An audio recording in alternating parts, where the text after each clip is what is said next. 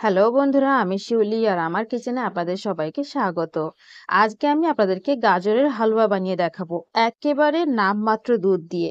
একেবারে খুবই কম দুধ, মানে নামমাত্র, মানে বুঝতেই পারছেন কতটা কম দুধ দিয়ে আমি গাজরের হালুয়া বানাবো। তারপরও হালুয়া কিন্তু খুবই টেস্টি তৈরি হবে।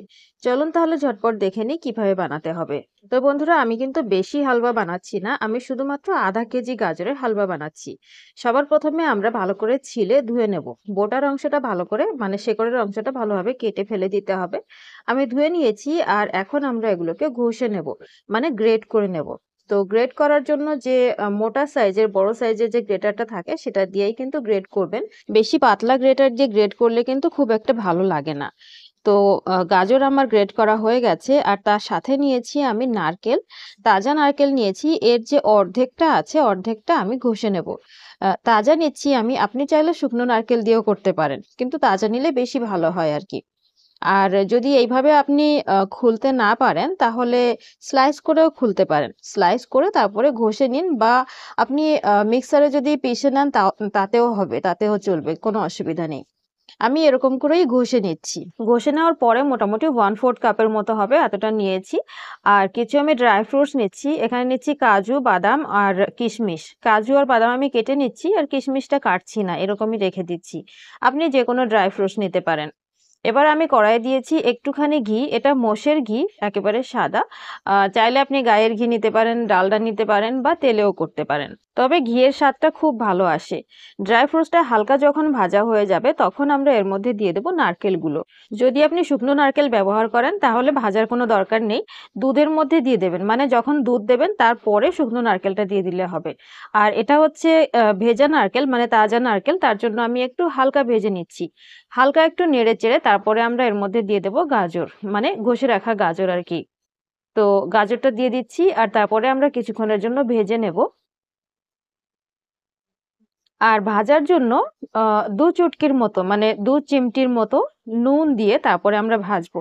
যদি যেকোনো ধরনের মিষ্টি যে খাবার হয় তাতে যদি একটুখানি, মানে পরিমাণের হিসাবে ১ চুটকি, ২ চুটকি বা ৩ চুটকি এরকম যদি আপনি নুন দিয়ে দেন, তাহলে মিষ্টিটা গাঢ় হয়, আর মিষ্টি খেয়ে কখনো মুখ ফেরে না। এটা ব্যাপারটা আমি বোঝাতে চাইছি। যে মিষ্টি খেয়ে যে ব্যাপারটা হয় না, অনিচ্ছা হয়ে যায়, সেই জিনিসটা হয় না। তো এখন আমি ঢেকে ঢেকে একটু সেদ্ধ করে নিচ্ছি, ভালো করে নেড়েচেড়ে দেওয়ার পরে। ততক্ষণ পর্যন্ত আমরা ঢেকে ঢেকে সেদ্ধ করব যতক্ষণ নাকি গাজরটা গলে যাচ্ছে। আসলে আমরা গাজরের জলেই গাজরটাকে সেদ্ধ করে নেব। একেবারে লো হিটে করে ঢেকে ঢেকে আমাদের সেদ্ধ করে নিতে হবে। গাজর আমি চেক করছি, তো গাজর একেবারে 100% গলেনি, একটু শক্ত আছে, কোনো ব্যাপার নেই, একটু শক্ত থাকলে কোনো অসুবিধা নেই। তো এখন আমি এর মধ্যে দিয়ে দিচ্ছি দুধ। এটা আগে থেকে মানে ফোটানো দুধ। তো আমি বেশি নেব না, একেবারে অল্প একটু দুধ দেব। মানে গাজরটা ভিজে যায় বাস, এইটুকুই দুধ, এর বেশি দুধ কিন্তু আমি দিচ্ছি না। আর এইটুকু দুধ শুকাতে শুকাতে কিন্তু গাজর খুব সুন্দর করে সেদ্ধ হয়ে যাবে, একেবারে নরম হয়ে যাবে, কোনো টেনশনের কারণ নেই। আর এত কম দুধ ব্যবহার করে যদি টেস্টি হালুয়া তৈরি করতে হয় তাহলে কিছু তো একটা এক্সট্রা দিতেই হবে। তো আপনার কাছে যদি মাওয়া বা খোয়া যাকে বলে সেটা যদি থাকে তাহলে অবশ্যই ব্যবহার করুন। আমার কাছে আছে হচ্ছে মালাই। এটা আমি ফ্রিজারের মধ্যে জমা রেখে দিই, রোজকার মালাই।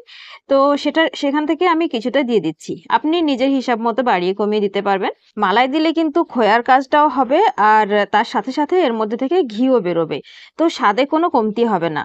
তো যাই হোক, এইভাবে আমি নেড়ে চেড়ে একেবারে শুকিয়ে নেব যতটা আমার শুকানোর দরকার। তো রান্না করতে করতে আমি 2টো এলাচ ফাটিয়ে দিয়ে দিলাম। আপনি চাইলে 1/2 টিস্পুন মতো এলাচের গুঁড়ো, মানে সবুজ এলাচের গুঁড়ো ব্যবহার করতে পারেন। আর এখন কিন্তু আমি আর ঢাকছি না, এরকম করেই সেদ্ধ করে নিচ্ছি। আর যখন গাজর ভালো করে গলে গেছে তারপরে আমি দিচ্ছি এখানে স্বাদ মতো চিনি। আপনি চাইলে গুঁড়ো ব্যবহার করতে পারেন। চিনি দেওয়ার পরে আরো একটু পাতলা হয়ে যাবে। তো সেটুকু আমাদের শুকিয়ে নিতে হবে। হালুয়া যেহেতু, হালুয়া যে কনসিস্টেন্সি হয় সেরকম যতটা আপনি শুকনো বা যতটা আপনি জুসি জুসি করতে চান ততটা করে নিন। আমি আমার হিসাবে করলাম আর কি। আমার আবার একেবারে ঝুরঝুরে, একেবারে শুকনো শুকনো পছন্দ নয়, আমার একটু জুসি পছন্দ। তো সেই হিসাবে আমি করলাম, আর এটাই কিন্তু ঠান্ডা হয়ে যাওয়ার পরে আরো একটু শুকিয়ে যাবে। তো যাই হোক, এখন আমি হিট বন্ধ করে দিচ্ছি। আর তারপরে আমি দেখুন এখানে পুরোপুরি ঠান্ডা হয়নি, হালকা একটু গরম আছে। এখন দেখাচ্ছি, দেখুন অনেকটা শুকিয়ে গেছে আগের থেকেও। তো এখন আমি আপনাকে সার্ভ করে দেখাচ্ছি। বন্ধুরা একেবারে নামমাত্র দুধ দিয়ে আর তার সাথে যদি আপনি 3 দিনের মালাই জমা করে রাখেন, 3 দিনের মালাই দিয়ে আপনি এত টেস্টি একটা হালুয়া তৈরি করতে পারেন। অবশ্যই রেসিপি ট্রাই করুন আর ট্রাই করলে কমেন্ট করে জানাতে ভুলবেন না যে আপনার কেমন লাগলো। ভিডিও পছন্দ হলে একটা লাইক করে দেবেন আর প্লিজ আমার চ্যানেলটাকে অবশ্যই সাবস্ক্রাইব করে নেবেন। আজকের জন্য এ পর্যন্তই, দেখা হবে পরের ভিডিওতে। আর সে পর্যন্ত ভালো থাকুন, সুস্থ থাকুন আর খেতে থাকুন। Bye bye.